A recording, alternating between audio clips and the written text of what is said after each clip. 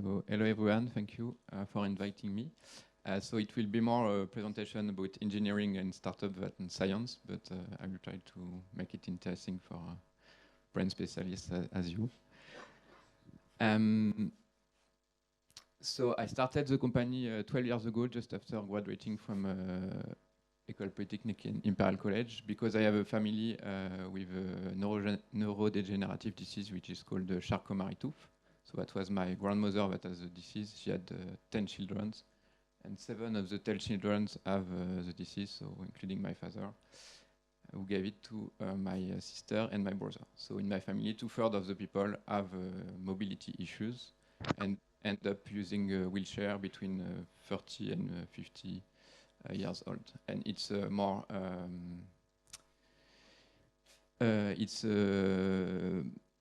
it's worse for male subject, so there is a genetic part that protect women with regard to the family. So when I started, it was the beginning of Boston Dynamics video, very cool video, where you could see robots walking in the snow. And I told myself, okay, so now we have the science to make something, a complex system balance itself. And I want to use this science to make a robot that could help people walk again. So that was the start. So I asked friends from my school. So we started with 5 people from École Polytechnique, and also with Jean-Louis, which is an entrepreneur from the internet era. He founded Télé2, which became a billion-dollar company.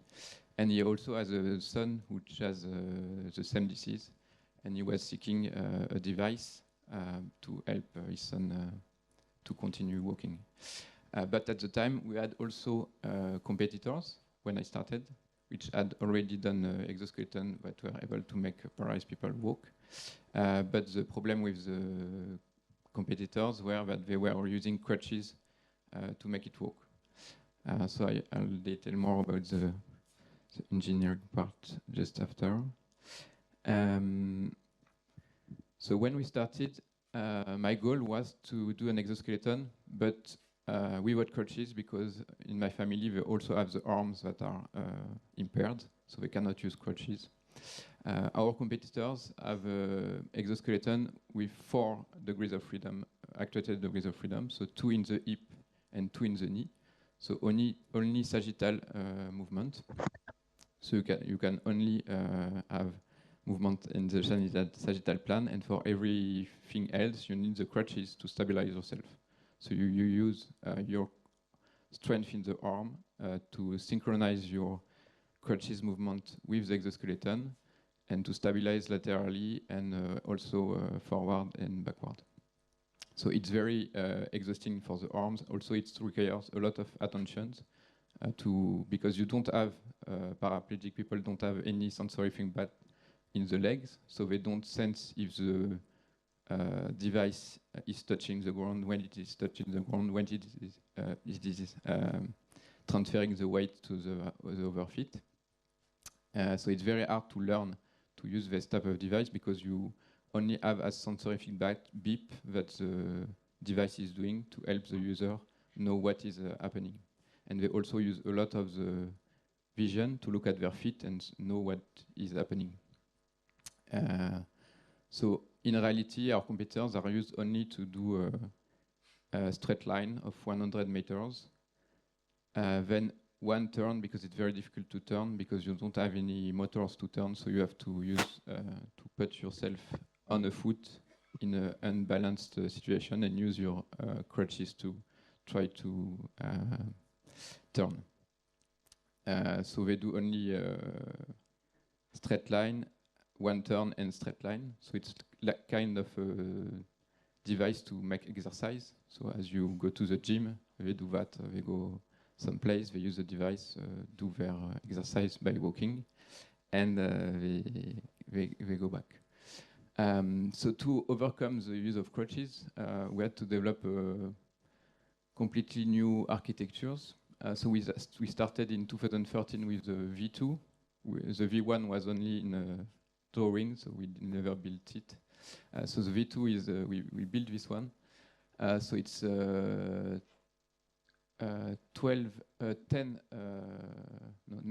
actuators. So one in the ankle, one in the knee, and 2 in the hip. And we built this, and we tried to make it work. So the first work was to make every actuators work together, because you have a lot of sensor, you have a lot of motors, and we need to control them at high frequency. So we have a Ethernet bus that connect every slaves motors, and we control them at 1 kilohertz. So on this version, what we did is to make the system work as a system, to have all the feedback and to be able to control the motors every milliseconds, and to have all the software infrastructure to do that. And we were able to put ourselves in the device, and what we found is that the device was not strong enough to support the weight of someone. It was not fast enough to be able to stabilize everything. So the actuators were not dynamic enough. And we were lacking also degrees of freedom to really stabilize on the lateral side. So with this knowledge, we built the second, the V3, Atalante V3, in 2015. So now we have 12 degrees of freedom, so 2 in the ankles. So we can do like that and this movement, 1 in the knee, and 3 in the hip. So we have the 12 degrees of freedom. It's the minimum to be able to stabilize the walk in every direction and mimic the human walk. We also put sensors in the feet. So we have 4 sensors in the feet. We have encoders on each actuators to know the positions of the motors. And we also have inertial measurement unit everywhere in the device. As each generation, we added inertial measurement unit everywhere. So we built this V3.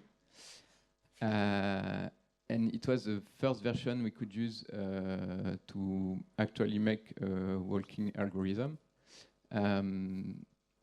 So we partnered with robotic labs, and we implemented the mathematical equation to solve the problem of balance. So it's a high dimension, a nonlinear, very dynamic problem. So mathematically, it's very complex to solve. So we do it offline. We write the big model. We compute the optimal trajectory. It took us at the time around 1 week to compute a solution. It's tailored to someone weight and height. Then we put ourselves in the device, and we tried the walk, and we made the first steps at that time.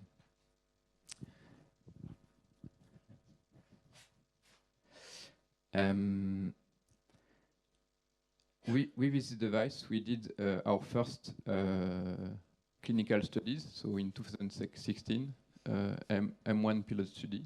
So we put 1 patient in the device. It was a paraplegic people with a lesion at this level. And so we put a lot of safety around the user. We had the device tethered to a rail. We have a lot of people around. And it was working on valid people, so ourselves. And we never tried it with paraplegic people, so the first time. So we compute the optimal trajectory for the people, for Françoise. We launch the walk, and what happens is that the device is moving like that, but the feet is not going up. So we are like, what is happening? And in fact, when you're valid in the device, you help the device because you are transferring your own weight and helping the device. But with a very really paralyzed people, they have all their weight on the device, so the weight of the user were flexing the structure, and the structure was not stiff enough to support the weight of the user. So in the rigid model, the foot should have lifted like 10 centimeters, but in reality, it was still on the ground. So what we did, we worked 1 week to overcome this problem, and we designed trajectories that raise the feet at 20 centimeters in the rigid model, and it allowed us to have real steps. The first step with the Françoise, and the clearance was like 1 or 2 centimeters. So we had a lot of flexibilities, like 10 centimeters of the foot, or even more, uncertainty of the positions of the foot with the user inside.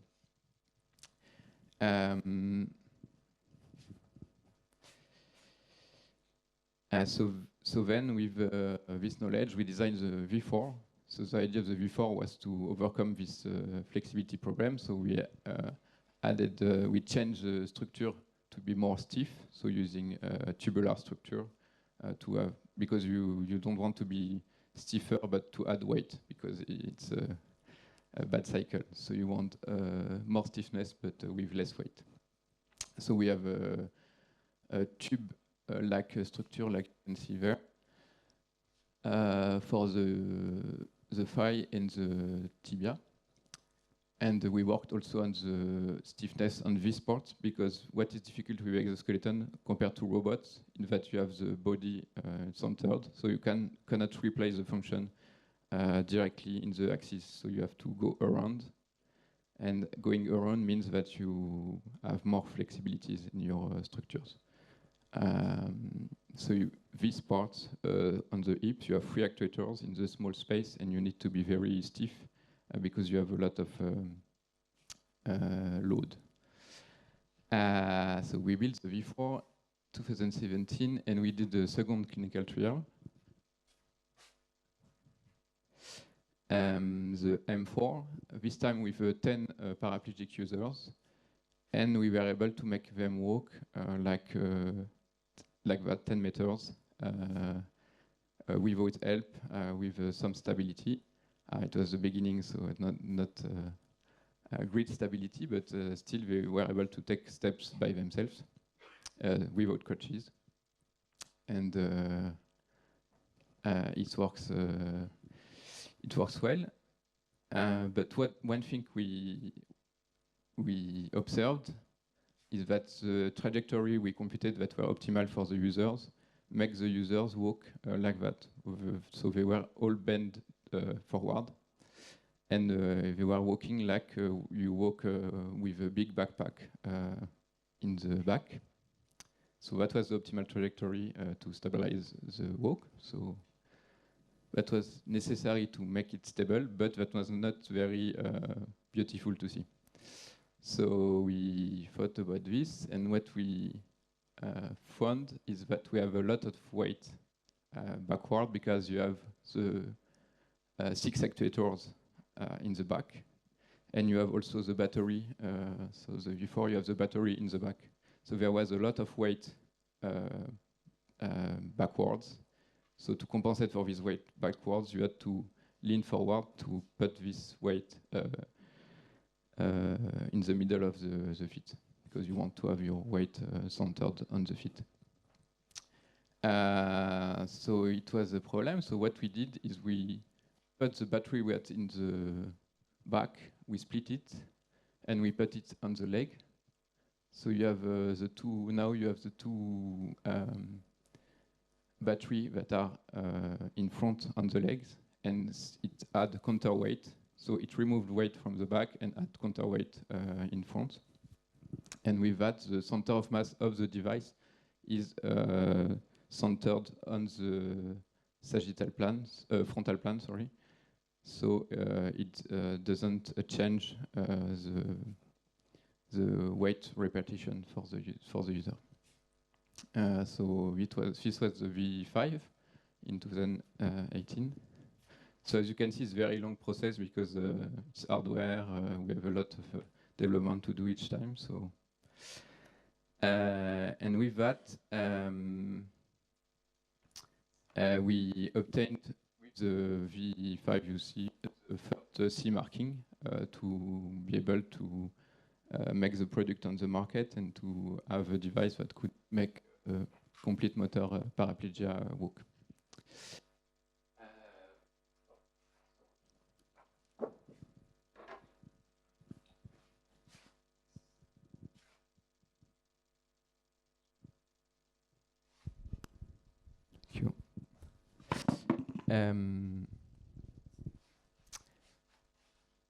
So we had a device on the market, but we had no market because nobody could buy that. So when we went to see hospital, rehab hospital, and asked them what were their needs, and they had a lot of stroke patients. So approximately 50% of their patients are stroke patients that could benefit from a walking machine to help them relearn to walk. So we changed the function as we develop new functionality on the device to have not 100% assistance of walking, but be able to lower the assistance that the device was providing. So you could have 100% at first and then lower it to 0%. To 0%, the device is trying to make itself forgotten, so it compensates its weight and his inertia and his frictions, but it's still there. And if you lose your balance, it takes over control and keep you safe. So we develop an algorithm to do that. It was so it's the algorithm is like you run 12 degrees of freedom rail. You have to follow the rails, and that's your strength that decide to go along the path. So you have to move each axis in a coordinate way to move along the rail. And if you're too slow, we push you along the rail, because if you're too slow, you will, as it's dynamic, if you're too slow, you will fall sideways. So you have some freedom to do the movement, but if you're stuck, we will finish the steps for you to keep the balance. And then we sold this to hospital, and so this was Talent X. We had to do a lot of engineering to make the platform more reliable, because it's a very complex system. We have more than 27 sensors in the device, 12 actuators, a lot of electronics, mechanics. So what we did, we did 7 million steps with the device in our labs, and we look at what were breaking, what to better the design, to better the safety in the software. And the result of this work was Talent X. So it's like the product-ready version of our work. So it took us 10 years to have a product that could be used by patients and that could have use for stroke patients. So what we've seen is that the device is very useful for hemiplegic patients that are very heavily impacted, so non-walking patients which are FAC 0 or FAC 1 patients. So they just after their strokes, 3-4 weeks after their strokes, they are in a wheelchair, paralyzed, and we can make them walk again. So at first the device is doing everything. But what we've seen, we're doing a clinical study to see with proper data what are the impact on the patient. So we are doing early exo, So it's clinical data with 60 patients to compare standard rehabilitation and rehabilitation with the device. So we have not the result yet, but what we observed is that it's very useful because at first, if you compare to manual rehabilitation, it's very hard to put a patient up again at first, and then you do a very few steps because it's a physiotherapist. So usually you have 3 physiotherapists around the patients, 2 holding him upright and 1 moving the leg with his hand. So it's very manual process, very tiring for the physiotherapist. With the device, we can do 1,000 steps the first session. So we are already putting the user in a position where he's not using his muscles to walk, but he has the sensory feedback of the walk. So weight transfers, vision when you move like that, inertial information about where is your center of gravity and verticality, because for hemiplegic patients, they have a tilted sense of gravity. So for them, the gravity is like that. And by putting them in the device, you give feedback that is contradictory to what they are sensing at the moment. And you progressively tilt the center of verticality back to our normal. Because with the brain injury, they have lost half of their sensory feedback. And by putting them in the device, you put them vertical and doing the right movement. One thing also is that often stroke patients relearn to walk, but in a non-symmetrical way, because we don't want to put weight on the side where they don't sense anything. So they use a lot the side where they sense things, but not the side without too much feedback. And they also have the arm that is impacted. So they cannot do the balancing with the arm. With the device, you impose a symmetrical gait. So they have to have a symmetrical gait and to do the full movement with their legs. So as like that, they can have the right way of walking.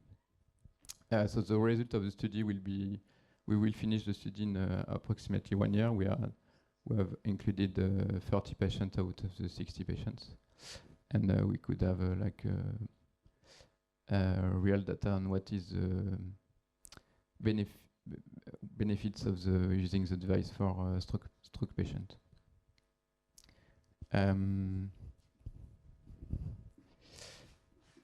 Okay. So as I said in the beginning of the presentation, the goal of the company was to make a personal device to make people walk again in their home or in their community and to replace the wheelchair. So we continued working on engineering after Atalant, and so Atalant was in 2019, and we did 5 years more of R&D because Atalant has a safety taper, so it's always linked to the rail, not for balance, but just for in case of safety, in case of hardware failure or something like that, you have the safety. And as we are in a hospital, it was more interesting for us to have this safety and to be sure that the patient will be safe than to risk the patients to fall with the device. To do the personal version, we have to overcome this and to get rid of the safety rail. So we developed a new platform. We refined the algorithm for stability. So in December 23, we did a keynote in New York to present the personal device that we have developed. And at this occasion, we filmed a movie in Paris with our paraplegic users, Kevin, which is a T12 paraplegic. And we were able to do a small tour in Paris. Today, I'm standing. I live in a city that vibrates with life. A city of art, history, science and projects. Projects. I have projects.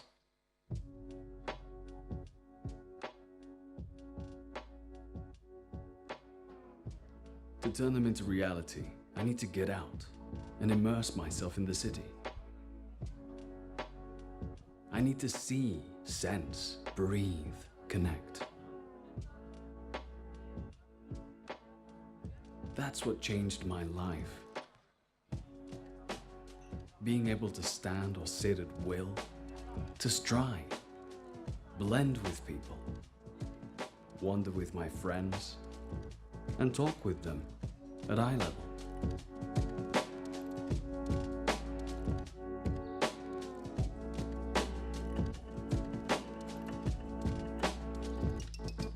Three years back, I met Nicolas, who offered, "How would you like to stand up and go for a walk?" At first, I did not believe him. But today, I'm standing.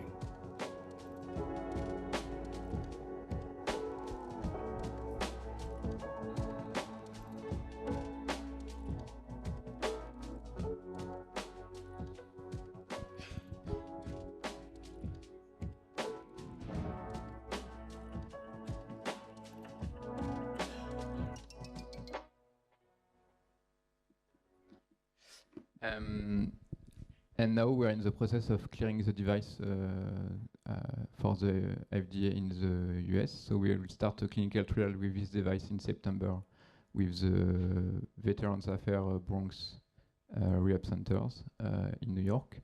It will be with 15 patients, and it will last approximately 6 months. And then we have to have the clearance beginning of 2026. A very good news also is that Medicare in the US decided to reimburse exoskeletons in April 2024, so just now. So they reimburse the device $100,000, and it's so Medicare in the US is for over 65 people and people with disabilities. So it covers 70% of our target users are covered with Medicare. So it's a very big news for us because it means that approximately 170,000 people will have the device available. So what you saw in the video is our first generation of algorithm versus personal version. So it's done with model-based control. So we write the equation. We solve the problem in real time. We have a regulation to stabilize the walk. So it works, but it's still slow. So as you saw in the video, it's around 0.25 meters by seconds. And we are developing new generation of algorithm with reinforcement learning. So we have it working in the lab. It's incredible the performance we can get with reinforcement learning. So it's black box, it's a neural network. It takes 27 sensors at 1 kHz, and it outputs commands of the 12 motors, and the results are just unbelievable. Like you have really movement, like human-like movement with resistance to push, to perturbation, to slopes, to ground that is when you slide on the ground. And for us, it's very promising because it means that to go into the real environment, into the street where you have slopes, where you could get pushed by someone, etc. It started to become very difficult to do it by writing the equations. The systems were getting very complex. When you add a new scenario, you had to add more complexity to your model. Then you have the flexibility, you have the user in the device. So the model were very, very complex. And it started to become very difficult for engineers to master the complexity of what they were doing. And we were like changing parameters like 200, 300 parameters by hand, by doing experiment, looking at the experiment, changing the parameters. And it was starting to become very complex.